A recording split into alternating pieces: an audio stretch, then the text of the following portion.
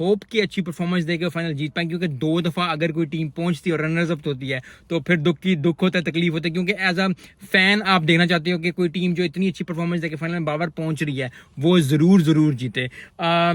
गियाना Amazon warriors 106 पे out हो गए। थोड़ा सा जो एट द एंड में छक्के चौके लगाए उन्होंने, क्योंकि उनको लग रहा था कि जी डगलस लुइस मैटर अगर बारिश हो जाएगी, लेकिन डगलस लुइस मैटर एक चीज़ के लिए बना है। मुझे हमेशा होता है कि यार बारिश का से रिजल्ट ज़रा मैटर नहीं होना चाहिए, लेकिन at the end of the day एक टीम ने जीतना होता है, एक टीम ने हारना होता है। अगर वो एक ओवर में जो विकेट निकली है ना, आई थिंक पहले जो आखिरी में छक्का लगा, उसके बाद फिर 2 छक्के लगे पिछले ओवर में, उसके बाद जो एक ओवर जिसमें एक विकेट भी गिरी और एक 2 रन पड़ा है, वो ओवर में अगर छक्का चौका लग जाए तो 14 रन से जो है वो मैच हार गए, 15 रन से मैच हार गए। तो बड़ी अच्छी परफॉर्मेंस दिखाई सेंट लुइसा किंग्स ने और